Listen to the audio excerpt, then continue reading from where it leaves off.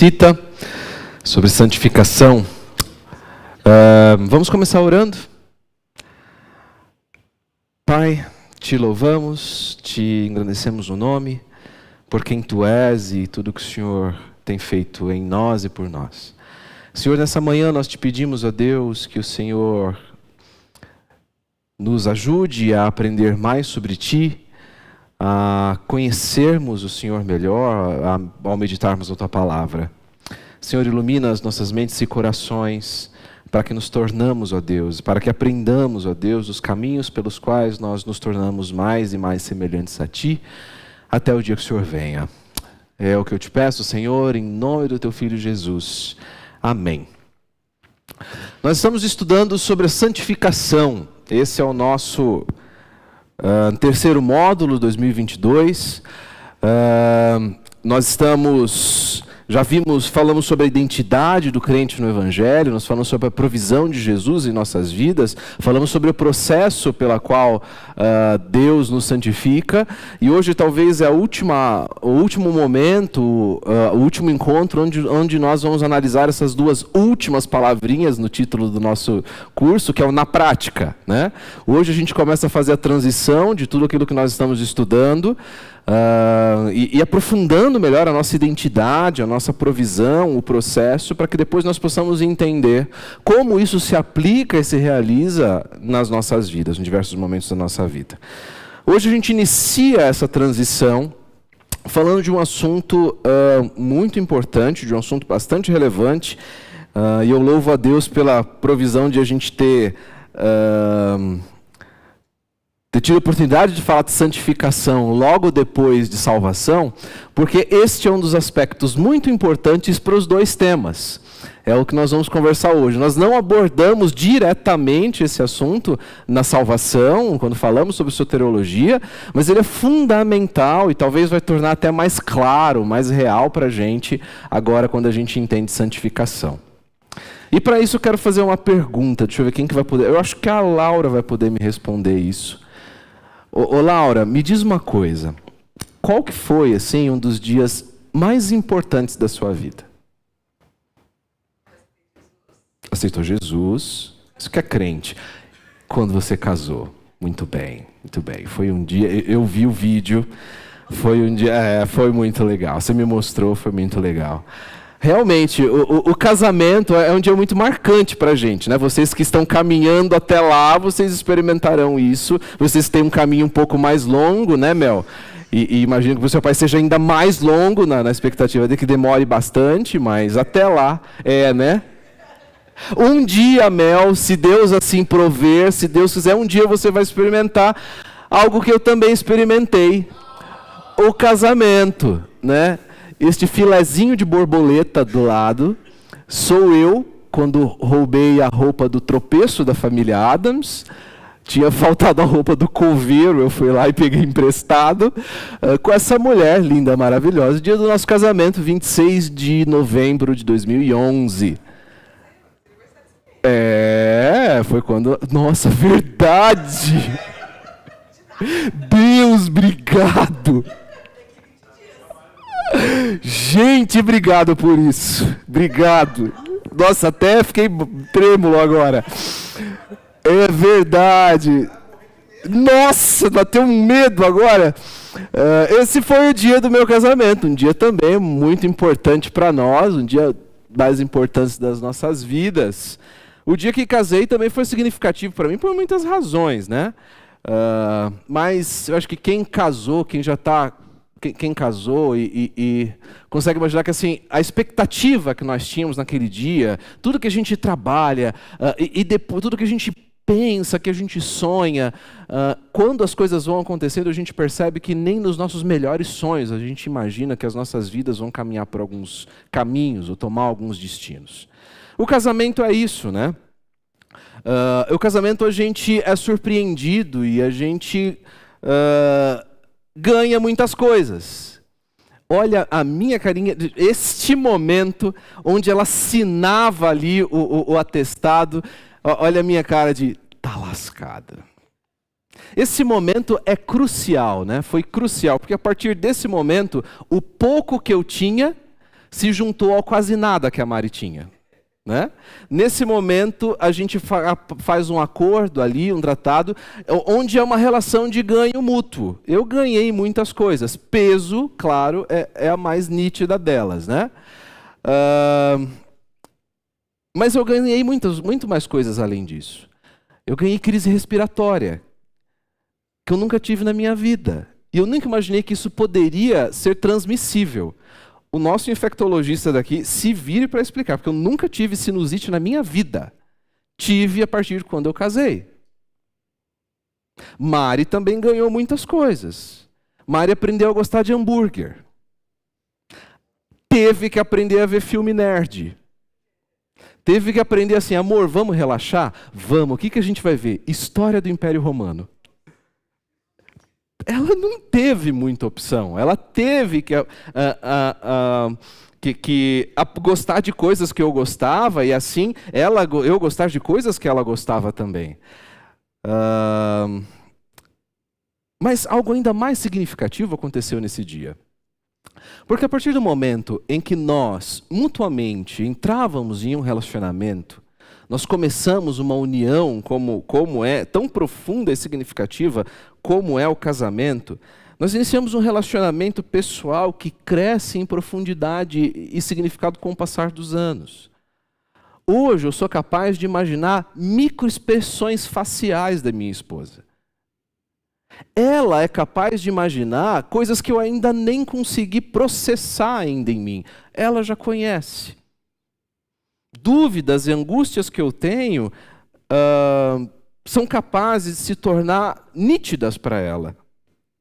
Os resultados de pessoas que se unam em casamento é muito mais do que uma troca de experiências e de gostos. Pessoas que se unem, inevitavelmente, vão compartilhar de si um ao outro. E gradativamente vão se amoldar-se um ao outro. É mais que um estabelecimento de uma união legal. Mas ambos passam a experimentar o que cada um pode oferecer ao outro.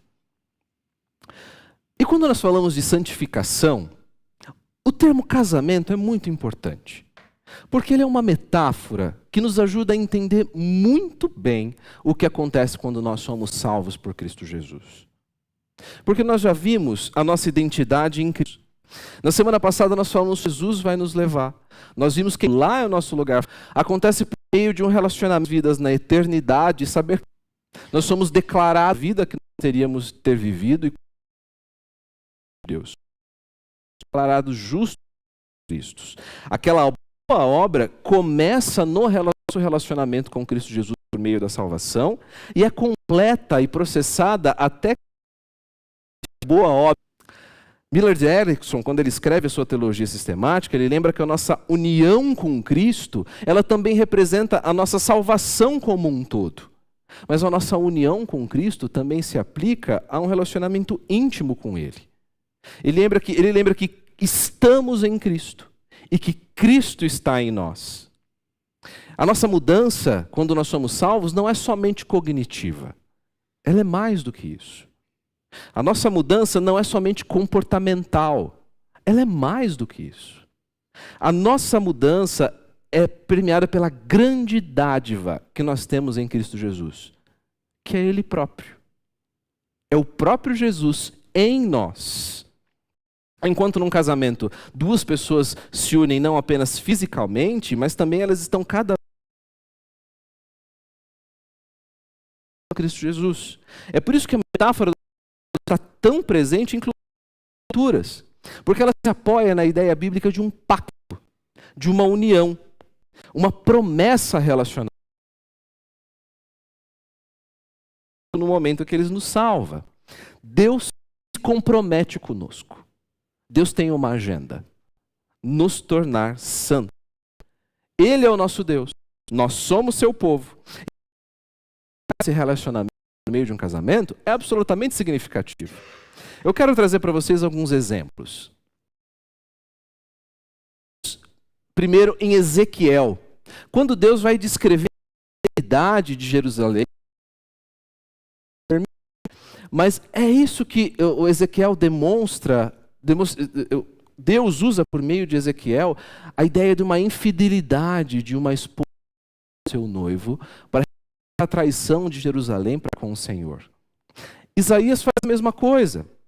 Isaías, quando descreve a glória futura de Israel, ele diz o seguinte: pois o seu Criador é o seu marido, os exércitos é o seu nome, o Santo de Israel é seu Redentor, ele é chamado Deus de toda a terra.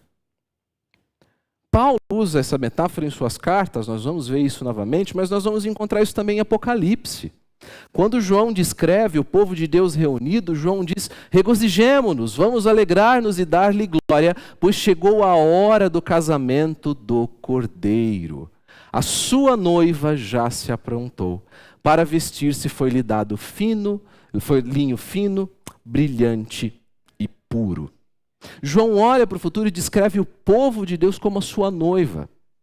Muito embora, claro, aqui haja uma metáfora diretamente ligada à igreja, né? A igreja de Deus sendo reunida ali, nós podemos entender que a metáfora do casamento e da nossa união com Deus, ela é importante por todas as Escrituras. Mas embora, se esse casamento ele ainda não está completo, que é isso que João nos coloca, João diz que esse encontro final vai acontecer quando Jesus resgatar a sua igreja, a Bíblia usa essa metáfora para representar essa natureza legal, este pacto que existe entre nós e Deus. Que é profundamente pessoal e de dois lados, que envolve o renascimento de cristão com Deus. Esse relacionamento se inicia quando Deus nos salva, nós somos a noiva de Cristo, a noiva vestida de linho fino, puro, brilhante e puro. De todas as tradições que envolvem o casamento nosso, tá? Não mais o casamento celestial, uma das mais, eu vou evitar adjetivos, é o dia da noiva. Você casou, você provavelmente já passou por isso. Eu só tenho uma dica. O dia da noiva, se você que ainda não sabe, homens, claro, é um dia onde a noiva, no dia do seu casamento, se reserva para si. Então, olha que coisa maravilhosa. Aqui eu trouxe uma propaganda do salão Anabela. Anabela, dia da noiva. Transforme o seu sonho no melhor dia da sua vida. Tratamento estético para os cabelos, pele, mãos, pés, alimentação balanceada, massagens relaxantes, banho de ofurô, tratamentos capilares e corporais e faciais, que podem ser personalizados da maneira única que você desejar, para você se sentir única. Não, eu acho muito engraçado, porque no dia da noiva da minha esposa, enquanto ela estava vivendo tudo isso, eu estava correndo atrás de mercado. Enfim, é que ela não está aqui agora, mas eu só tenho uma dica para o seu dia da noiva. Não leve sua sogra para ele. Porque ela pode passar mal. Ela pode ter momentos de ansiedade e passar muito mal, estragar o seu dia da noiva, como fez com a minha esposa. Mas enfim, o dia da noiva é um dia de preparo, é um dia que essa noiva, ela separa para o seu cuidado, para se preparar para os eventos mais importantes da sua vida. A noiva é preparada para o evento que aguarda logo mais, um evento importantíssimo. Nós, como noiva de Cristo, também estamos sendo preparados. Nós, de certa forma, com o perdão da metáfora, mas você está entendendo o que eu estou querendo dizer, nós estamos vivendo o nosso dia da noiva. Nós estamos sendo preparados e estamos fazendo todos os tipos de tratamento, faciais, corporais, enfim, todos esses que a estética nos proporciona, para que nós sejamos preparados para o nosso dia final, para o nosso encontro final com Cristo. A semelhança da santidade, não de qualquer pessoa.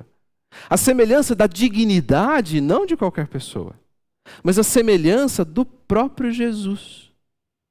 É por isso que os autores bíblicos não hesitam em falar a respeito do relacionamento que os cristãos têm em Jesus aqui e agora.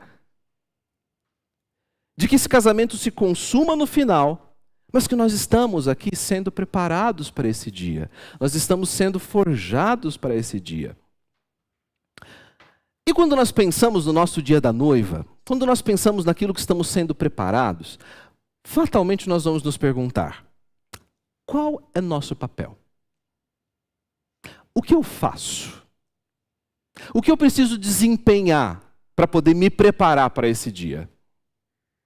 É muito natural que nós vamos nos lembrar dos meios de graça. Nós vamos nos lembrar de coisas muito importantes. Nós vamos colocar, bom, eu preciso fazer estudo bíblico, eu preciso orar, preciso ter comunhão, preciso ler livros cristãos, ler as escrituras, preciso dar serviço, testemunhar. Essas coisas são extremamente importantes. Elas são boas, elas são necessárias, elas fazem parte desse processo de mudança, contanto que eles não se tornem o objetivo em si. Contanto que eles não se tornem o alvo. Tem um trecho nas Escrituras que eu acho que nos ajudam a entender um pouco mais. É como se o pai chamasse a noiva ali no dia do seu casamento e fala: filha, vem cá, vamos conversar agora. Eu preciso te dar alguns conselhos sobre esse seu casamento. Um pai amoroso chama ali, conversa: olha, eu estou preocupado. Eu quero te dar alguns conselhos pelos quais você vai viver esse seu casamento. Eu quero dizer para você algumas coisas que você precisa estar sempre atento, que você precisa observar. E Paulo descreve isso muito bem. Paulo, quando escreve a segunda carta aos Coríntios, ele diz assim: olha, eu espero que vocês suportem um pouco da minha insensatez. Sim, por favor, sejam pacientes comigo. O zelo que eu tenho por vocês é um zelo de pai. Eu os prometi a um único marido, a Cristo, querendo apresentá-los a Ele como uma virgem pura. O que receio e quero evitar é que, assim como a serpente enganou a Eva com astúcia, a mente de vocês seja corrompida e se desvie da sua sincera e pura devoção a Cristo. Esse é o conselho que Paulo nos dá durante o nosso noivado. Se nós perguntarmos, por um momento para nós, quão central é Cristo, o nosso noivo, para as nossas vidas? Talvez a gente não tenha dúvida em dizer: Ele é o centro, Ele é tudo, Ele é fundamental em cada um de nós. Não há vida cristã sem Cristo. Mas isso não parece tão óbvio quando nós lemos esse trecho com toda a atenção. Paulo aponta Cristo como um marido e os coríntios como noivas puras. Mas a preocupação essencial de Paulo é que essas noivas sejam por um acaso seduzidas, para que essas noivas se esqueçam um pouco do compromisso que elas firmaram por esse casamento, que elas se esqueçam do significado desse casamento e que a tentação possa, por algum momento, seduzir o seu coração, retirar o foco do seu coração para falsos amantes. Muito embora, obviamente, essa passagem focalize mais na realização futura do nosso casamento com Cristo, ela capta perfeitamente a ideia de que nós já estamos, de certa forma, unidos com Ele no presente. E Paulo usa esse relacionamento de forma profundamente íntima. De forma que às vezes até nos constrange os termos que ele usa. Soa embaraçoso. Ele usa o relacionamento da noiva de Cristo para com seu noivo de uma forma extraordinariamente íntima e pessoal. Mas é nisso que reside e que nós encontramos o quão extraordinário é o Evangelho. Vamos nos lembrar que Deus reconcilia pecadores consigo mesmo por meio de Cristo e dá boas-vindas para nós a um relacionamento que é estritamente pessoal. Cristo não apenas nos aproxima dele. Cristo não apenas nos tolera. Não, legal, agora está perdoado, está tudo bem entre nós, seu pecado está perdoado, você no seu canto, eu no meu, a gente segue a nossa vida, ok? Perdoei, perdoado, então sigamos. Não. Cristo nos aproxima para si e nos dá a si próprio. Cristo é nosso marido. Nós somos a noiva de Cristo. Nós somos casados com Cristo. Ele nos deu a si próprio nesse relacionamento. E Paulo está extremamente preocupado, porque ele demonstra que é muito fácil que cristãos se esqueçam que Jesus Cristo é o centro da vida cristã. Paulo está extremamente preocupado com a pureza deste relacionamento,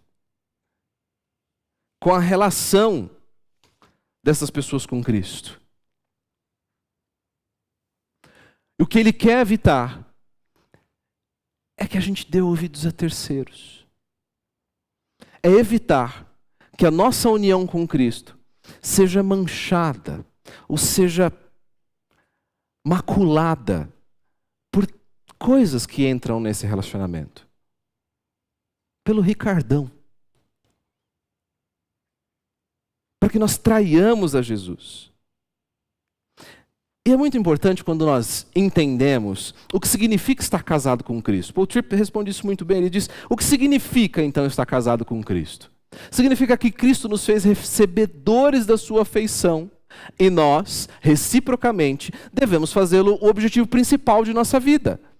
Cristo é o alvo da nossa vida, nós já falamos isso nas outras aulas. E Paulo fala aos coríntios como um pai ciumento que não deseja que nada suplante ou que nada comprometa esse relacionamento. Ele anima os coríntios a se afastarem de falsos salvadores ou de falsos evangelhos e colocar as suas esperanças e afeições apenas em Cristo. Esperanças e afeições apenas em Cristo. Qual tem sido os seus falsos amantes? Quais têm sido as coisas que incitam você a se esquecer do seu marido, do seu verdadeiro marido, e a fidelidade que ele merece? Quais têm sido aquilo que tem corrompido a sua mente e desviado a sua fidelidade a Cristo? Eu constantemente luto com o meu conforto. Eu amo me divertir. Eu amo fazer coisas que eu gostaria de fazer. Existe um horário sagrado para mim. É quando todos em casa dormem. Gente, isso é maravilhoso. Eu deito no sofá, não tem mais. Minha vida é uma viagem. Não tem mais Diante do Trono Kids. Não tem mais os dramas, os doramas, os seriados que eu preciso assistir com minha esposa. Por amor a ela. Eu vou assistir os meus de ficção científica. The Expanse, maravilhoso. Eu vou assistir a minha história da Roma Antiga. Ai, que delícia, isso é ótimo. E às vezes eu desejo isso o dia inteiro. Eu anseio por esse momento. Eu falo, eu não vou ler os livros que eu sou obrigado a ler, que eu adoraria lê-los se eu não fosse obrigado, mas se tornam horríveis no momento em que eu sou obrigado a lê-los. Mas vai ser o meu momento. A minha hora. E eu anseio com isso os meus olhos, e quando todos estão dormindo, quando as crianças estão dormindo, eu sento no meu sofá com o meu controle remoto em mãos, de repente vem um som do quarto das crianças.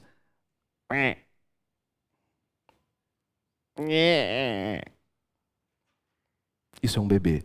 Para você que ainda não conhece, vai conhecer um dia. Isso é um bebê resmungando. Ah, nesse momento, o meu conforto foi embora. Isso influencia absolutamente o meu comportamento. Porque eu não vou mais cuidar do meu filho tendo os meus olhos em Cristo.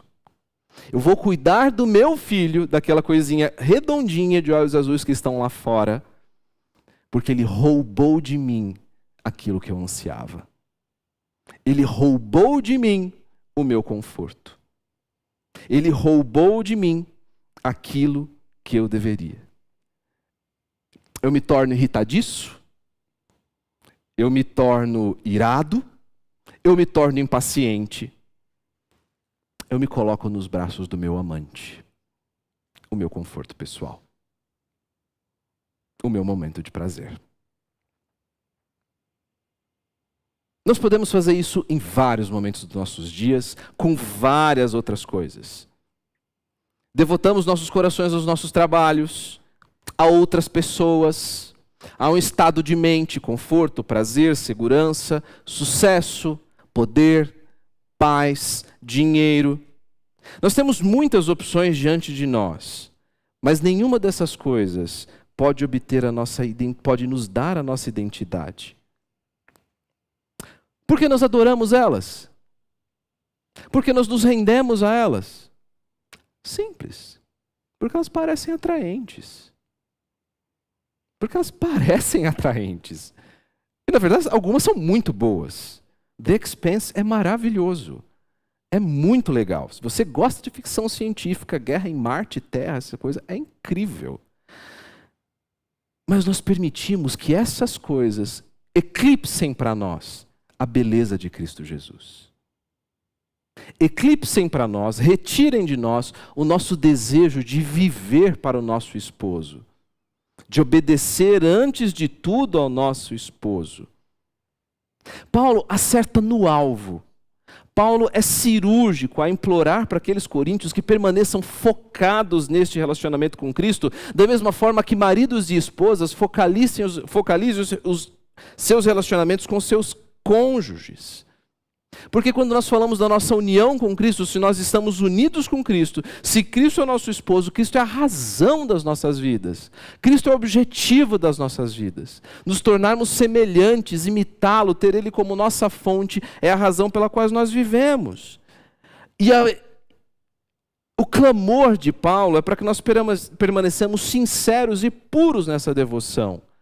Que nós guardemos os nossos corações de qualquer coisa que se intrometa nesse relacionamento. Lutar contra qualquer coisa que coloque a nossa lealdade em dúvida. O meu casamento com Cristo é o relacionamento e a circunstância mais importante das nossas vidas. É por isso que nós vivemos. E o clamor de Paulo é nesse sentido. Ele falou, gente, não vira para a esquerda. Cuidado com essas vãs sutilezas, cuidado com essas coisas que vão levar para você, vão fazer com que você se entregue a outro relacionamento, se devote nos braços de outro amante que não Jesus. Sejam vigilantes nisso. E ainda, dentro da metáfora do casamento, eu me lembro de uma coisa muito interessante, foi quando eu comecei a dar aula. Eu comecei a dar aula muito cedo na universidade, poucos anos depois de eu me formar. E eu percebi que naquele momento eu precisava muito claramente e muito nitidamente colocar o meu casamento, o meu relacionamento com minha esposa, nítido e claro para todas as pessoas que estavam ali. Meninos e meninas. Eu comecei a dar aula jovem. A minha idade era muito parecida com a idade dos meus alunos e das minhas alunas. Não era uma universidade cristã, muito pelo contrário. Era uma universidade que tinha um bar na porta. Bom, a maioria das universidades assim, né? Era uma universidade, por mais que ainda seja interior, por mais que as pessoas ainda tenham... É cidade pequena, todo mundo conhece todo mundo, mas muita gente não estava nem aí com esse tipo de coisa. Então eu percebi que eu precisava, não só pelo amor à minha esposa, mas para criar cercas à minha volta, para criar limites para as pessoas que estavam ali, de como seria o meu relacionamento com elas. Então eu comecei a ter pequenas estratégias. A tela do meu wallpaper do meu computador era a minha família. A todos os momentos, em quase todas as aulas, eu procurava ilustrações onde eu citava minha esposa ou os meus filhos.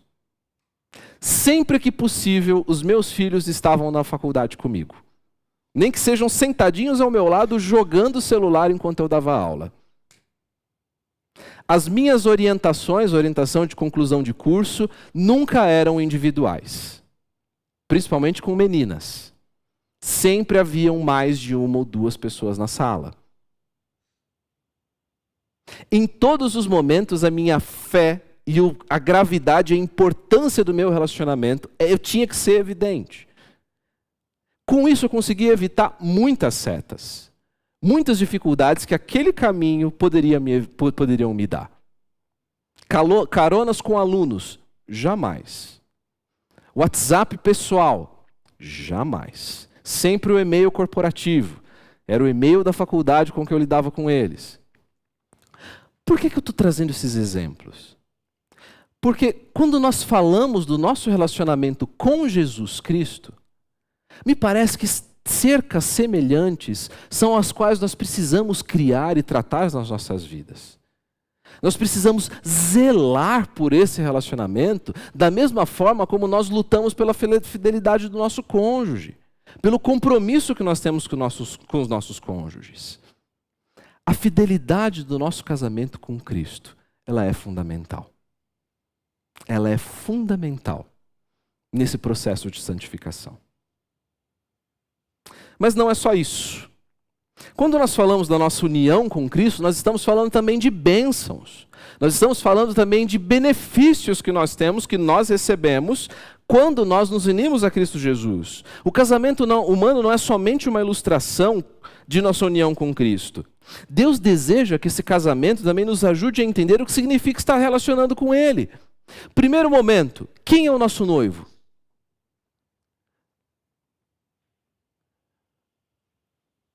Quem é nosso noivo? Jesus não é um homem comedor de arroz e feijão. Não é alguém falho, alguém que pode em algum momento nos abandonar, ou pode em algum momento não nos dar algo daquilo que nós precisávamos. Jesus é o nosso noivo, o próprio Filho de Deus, em quem habita toda a plenitude, em quem não há dolo, não há mácula nenhuma. Ele é o nosso noivo. Mas além de ser casado com o próprio Cristo, nosso casamento com Ele é diferente. Porque nesse casamento, o que nós trazemos? Nada. Nós temos nada para oferecer para Cristo. Mas o que Ele nos dá? Tudo. Tudo. Cristo traz os recursos. Nós trazemos as dívidas e mesmo assim Cristo ainda se une conosco. Vocês aí que estão caminhando para o casamento, existe uma coisa que é natural para a gente, né? A gente fica pensando, meu Deus, como vai ser quando ele descobrir aquela minha prima insuportável? Meu Deus, como ele vai reagir quando descobrir essa minha mania horrível que eu tenho em casa? Mas olha, às vezes nós desejamos saber como o cônjuge vai reagir quando as pessoas nos conhecerem realmente. Mas o casamento alcança seu objetivo quando o cônjuge chega ao ponto de conhecer o verdadeiro você e ainda o ama. O que Cristo viu em nós para nos fazer objeto de seu amor e da sua graça? Nada. Ele fez chover a sua misericórdia em nós, simplesmente porque escolheu fazê-los. O que nós trazemos para esse relacionamento? Nada. Nós somos culpados, separados e inimigos de Deus. Nós somos tolos e cegos. Facilmente somos enganados por vãs filosofias, por coisas enganosas. Somos seduzidos por argumentos, por coisas que nos levam para longe de Cristo. O pecado nos cega para o nosso próprio pecado. A gente pensa, tá bem. Como é que você está? Não, tô bem pra caramba. Olha, tô santo. Tô daquele jeito. Nota 10. Mas na verdade é o oposto. A gente não enxerga muitos pecados que estão escondidos em cada um de nós. Éramos impotentes, escravizados. Paulo usa a palavra mortos para descrever o quanto nós estávamos enlaçados e sem ação. A gente não podia melhorar, mesmo que quiséssemos fazer tudo o que Deus exige, mesmo sendo inimigos e estranhos de Deus, não fariam nenhuma dessas duas coisas. Porque somos incapazes de fazer qualquer coisa agradável aos olhos de Deus. Esse é o nosso currículo pré-casamento. É com isso que a gente chega. E quando a gente chega para o nosso casamento diante da santidade de Cristo, diante de quem Jesus é, a gente só tem duas opções. A primeira é fugir. Vai embora. Vai embora. Foge derrotado pela perspectiva do fracasso, pelo confronto de quem você realmente é, pela humilhação de ter a sua natureza ali desvendada. Ou a gente pode escolher uma segunda opção. A gente pode ir em direção a este casamento, conformado por causa do caráter da pessoa com quem estamos nos casando. E nós estamos nos casando com Cristo Jesus. Paulo escolhe a segunda opção. Ele diz assim: como vocês receberam Cristo Jesus, o Senhor, continuem a viver nele, enraizados nele, edificados nele, firmados na fé, como foram ensinados, transbordando de gratidão.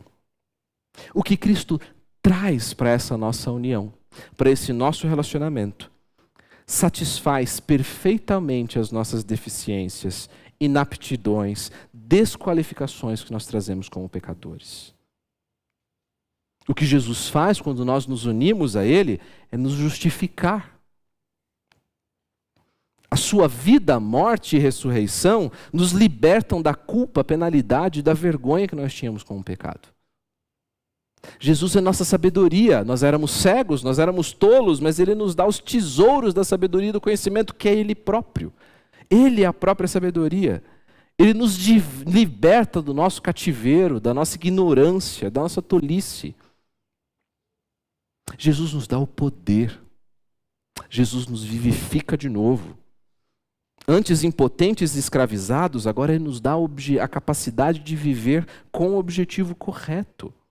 A graça futura. É isso que Jesus faz quando nós nos unimos a Ele. E por que isso é tão importante? Porque a vida cristã, ela é construída sobre esse fundamento. E quando nós falamos de nossa união com Cristo, existem dois aspectos fundamentais. Nós precisamos, nos defrontarmos com quem nós realmente somos, ou com quem nós realmente éramos, e confiar em quem Cristo realmente é. Com quem estamos unidos, com quem está firmado o nosso pacto. Tudo que nós fizermos será moldado pela intensidade que nós vivemos, as bênçãos que já são nossas em Cristo Jesus. Nós podemos continuar, mesmo casados com Cristo, olhando para quem nós éramos. Nós podemos continuar nos escondendo, nos desculpando, racionalizando o nosso pecado. Nós podemos ainda continuar nos entregando a esses falsos amantes, a essas coisas que não vão nos levar mais para perto dele. Ou nós podemos viver para valer o preço que foi pago para o nosso casamento. Nós podemos viver com os nossos olhos no dia da noiva. Porque não sei se você já sabe, mas se prepare, o dia da noiva é bem caro. Esse dia da noiva é ainda mais caro. Ele custou o sangue do próprio Cristo. O sangue do Cristo Jesus. Eu posso viver passo a passo, me preparando, buscando esse meu noivo, almejando esse meu noivo, desejando esse meu noivo. E para isso abrindo mão de mim mesmo, abrindo mão da minha vontade, em nome da semelhança dele.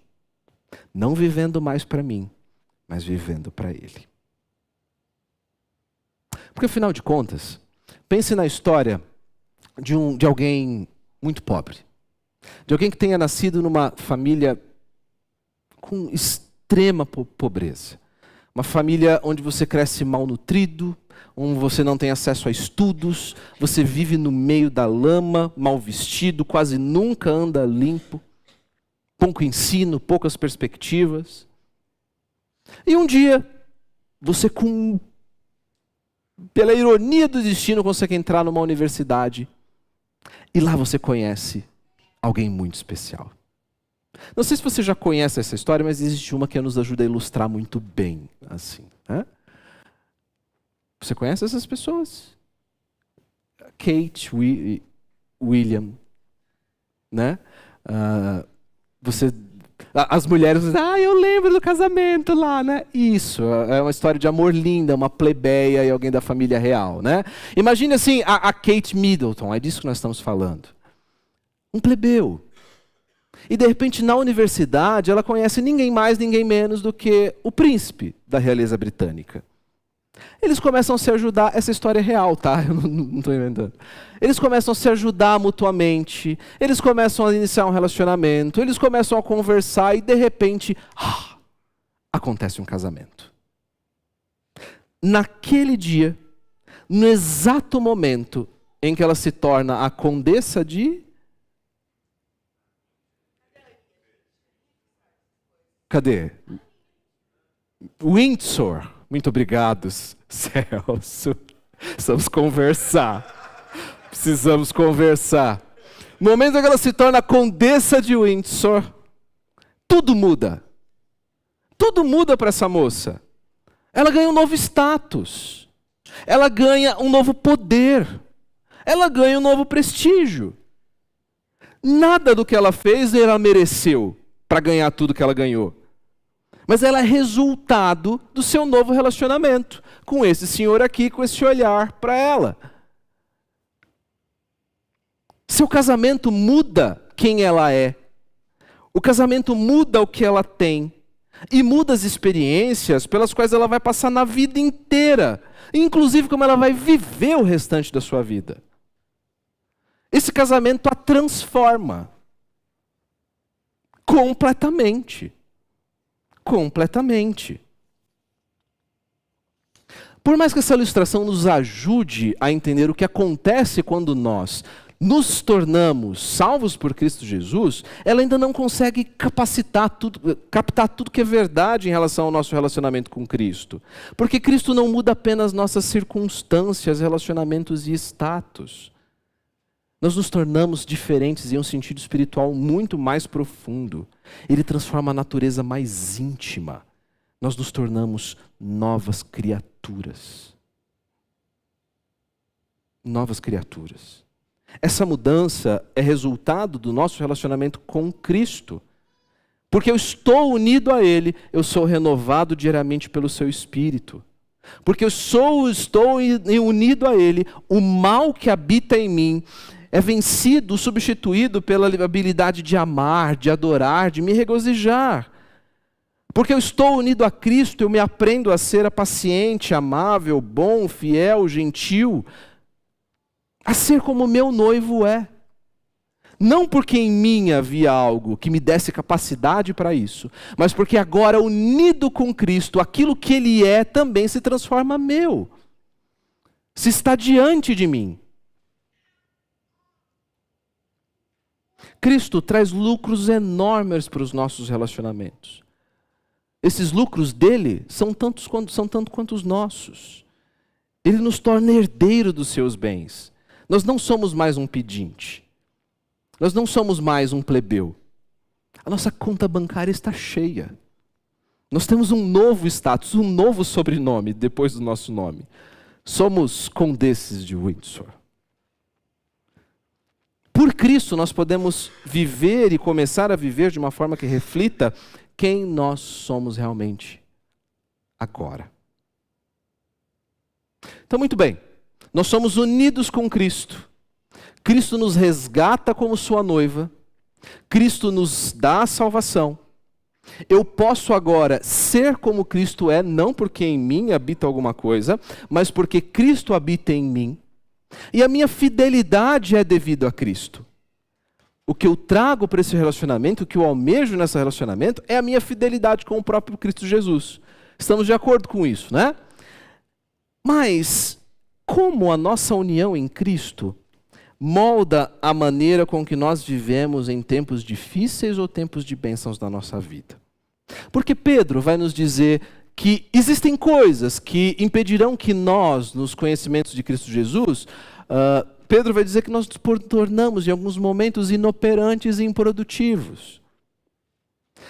Momentos de nossas vidas onde nós não vivemos como noivas de Cristo Jesus. Onde nós abrimos mão daquilo que está em nós e de que habita em nós. E eu trouxe algumas situações. O Meia já pediu para eu não fazer mais isso, porque atrapalha quem está ouvindo a aula online, mas o Meia que me perdoe. Em termos práticos, eu trouxe aqui 3 frases que eu quero que vocês me ajudem. A partir do que a gente viu agora. São frases absolutamente genéricas. Perdoem. 4, muito obrigado, Mel. São frases absolutamente genéricas, eu sei. São situações completamente genéricas, eu sei. Mas eu quero que nós tentamos entender um pouco mais como a nossa união em Cristo se torna prática e real em nossas vidas. Alguém que chega e diz assim, olha, meu trabalho, eu não sou realizado lá. O que eu estou fazendo não é para mim. Eu queria estar fazendo outra coisa. Eu queria estar em outro lugar. Ou alguém que diz assim: ah, eu não sou bom quanto tão melhor quanto aquele aluno da minha sala. Ah, bom em matemática mesmo é o Juninho. Eu não sou. Ah, eu queria conseguir correr como o Chiquinho corre. Eu não consigo. O que a nossa união em Cristo nos ajuda a responder esse problema? Nós temos pouco tempo, é bom você falar antes que eu escolha, fica pior.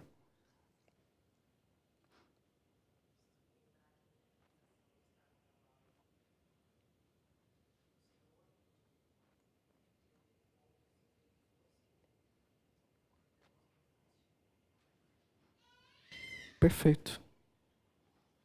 A nossa realização, ela não vem dessas circunstâncias. Ela é Cristo Jesus. Isso não significa que você vai estar casado com esse emprego a vida inteira. Você pode procurar outro emprego. Não significa, eu não gosto, tá? Então vou abraçar esse emprego que eu tenho e vou morrer nele. Não necessariamente isso. Mas significa que em Cristo Jesus, tudo que você faz não é em vão. Não é em vão. Exatamente. Quando a nossa realização vem de Cristo, nós podemos enfrentar a vida com contentamento e alegria que nenhum emprego pode dar.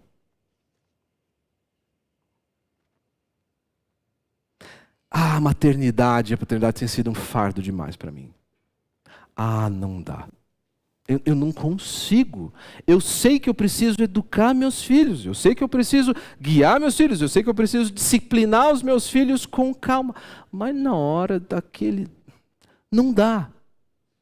Eu não consigo ser pai. Isso tem sido um fardo pesado demais para mim. Como nós podemos ajudar? Como a nossa união com Cristo nos ajuda a responder à pergunta número 2?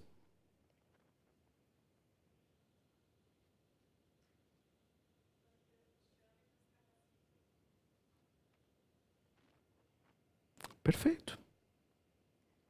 Quando nós olhamos para a nossa tarefa como pais e mães, a gente entra em pânico.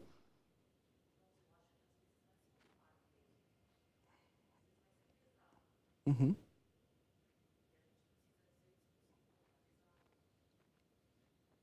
Perfeito.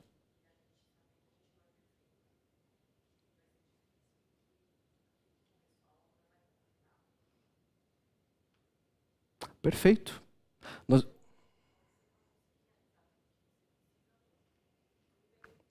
Exato. Quando nós olhamos para esse fardo, nós achamos que ele é pesado demais. Porque ele é. Nós nos olhamos como incapazes porque nós somos. Essa é a verdade.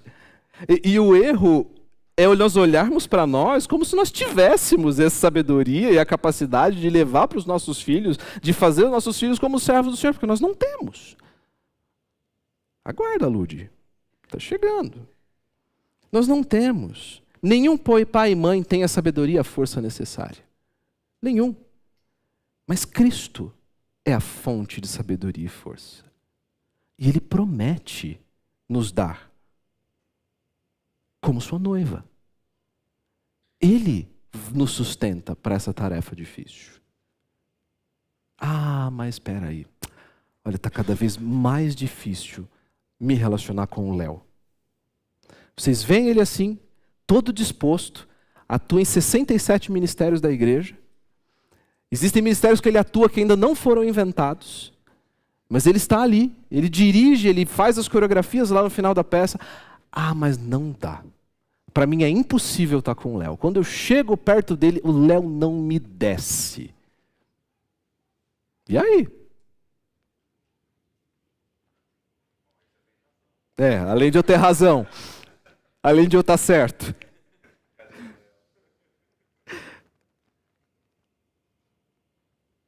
Como a minha união com Cristo me ajuda a entender esta minha dificuldade de me relacionar com o Léo?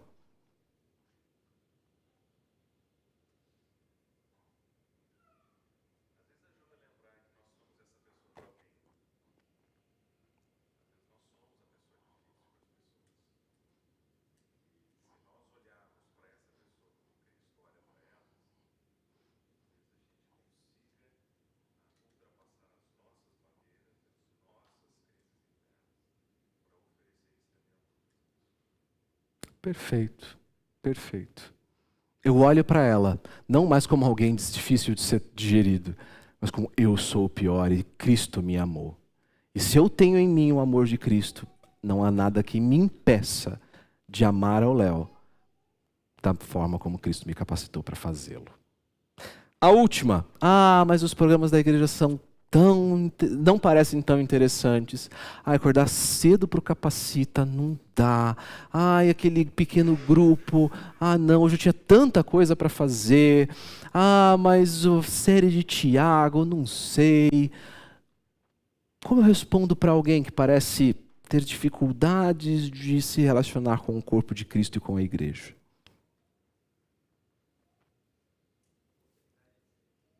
Oportunidade de servir.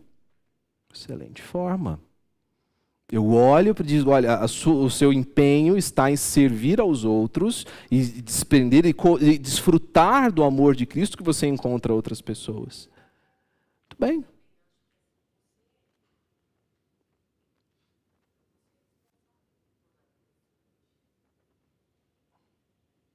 Muito bem. Muito bem. A comunhão entre os irmãos me fazem servir, me dedicar para a edificação de outros. Fundamental. E eu estou repetindo, não para ser um papagaio, viu, gente? Repetindo o que vocês estão falando, mas é porque está gravando e não dá para ouvir depois, tá bom? Então eu falo para que alguém que assista depois possa ouvir o que a gente está falando. Queridos, a vida cristã ela tem sido moldada por diversos modelos. A vida cristã muitas vezes é pautada pelo modelo de um negócio. Trabalhe duro e no final do dia você tem o seu pagamento. Às vezes a vida cristã é um exercício espiritual bem planejado. Eu faço os meus meios de graça, executo os meus meios de graça e estarei capaz e pronto para enfrentar tudo aquilo que a minha vida proporcionar. Às vezes é uma atividade educacional, ganho mais conhecimento bíblico e teológico e sem conhecer amar a Cristo. Outros criam um modelo de vida cristã pautado na ocasionalidade, num passatempo. Se der eu vou, se der eu faço. Hoje Deus não entende, hoje eu não vou me envolver, hoje eu não vou me comprometer, hoje eu não vou me empenhar. Mas existem 3 profundas realidades que são fundamentais para a nossa união com Cristo. A primeira delas é que se eu estou casado com Cristo, o cerne da minha vida pessoal não é a minha felicidade, mas a de Cristo. Mas a minha pureza espiritual. Semelhante a qualquer casamento, a grande questão é minha vida de fidelidade. Procurarei ser fiel a Jesus, procurarei criar cercas em meu coração, olhar para a minha vida, encontrar momentos onde a minha infidelidade é cada vez mais clara. Vou continuar procurando realização em outros lugares ou me entrego em Jesus. Pureza espiritual, devoção sincera e obediência se destacam ainda mais por causa do meu casamento com Cristo. Com coisas boas ou difíceis, minha atenção deve permanecer fixa em meu marido, Cristo Jesus. O segundo aspecto é que a nossa vida é pautada numa estrutura de agora ou depois. A minha vida agora é uma preparação para o meu casamento depois. Quando o banquete do casamento com o Cordeiro vai estabelecer para nós o cenário de toda a eternidade. Minha vida agora é a preparação para aquele dia. Jesus é o prêmio. E se Jesus é o prêmio, qualquer coisa que me atraia para longe dele não é essencial.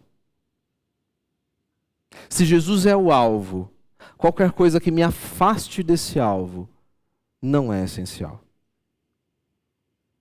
Todos os momentos da minha vida são preenchidos com oportunidades para que eu seja mudado a essa imagem.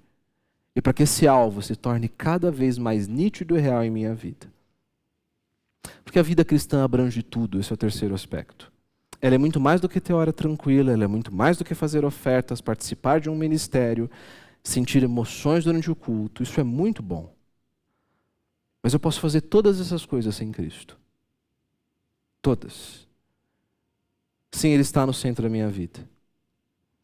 E como nós vimos em Paulo, o coração do cristianismo e a sua preocupação para cada um de nós é no que toca a nossa fidelidade. Para que nós permanecemos fiel a Ele, num mundo onde muitos outros amantes procuram os nossos afetos. Procuram as nossas afeições. E eu sempre brinco, porque a gente fala, mas o que você está falando é tão difícil isso, nossa, a minha luta é tão grande. Eu digo, é verdade, difícil é não viver assim. Difícil é viver entregue a amantes, a prazeres que não nos preenchem. Viver com Jesus é mais fácil. Buscar uma vida de santidade e de semelhança a Ele é o caminho fácil. Não que não seja trabalhoso, porque às vezes a gente ainda prefere amantes. A gente ainda prefere dividir o nosso coração com amores que não cabem mais ali. Queridos, esse é um aspecto fundamental, porque a nossa união com Cristo, ela constitui não apenas a certeza, mas a fonte e o nosso progresso em nossa santificação. Na semana que vem a gente vai entender que santificação não é um processo apenas individual. A gente vai entender que santificação é um projeto comunitário. Como assim? Santificação não é um projeto individual, é um projeto comunitário. Então não faltem, se possível. Amém, queridos? Nosso tempo está estourado. Alguém tem alguma dúvida? Alguém quer colaborar com alguma questão? Nos ajudar a entender algum aspecto? A ressaltar algo do que nós vimos hoje?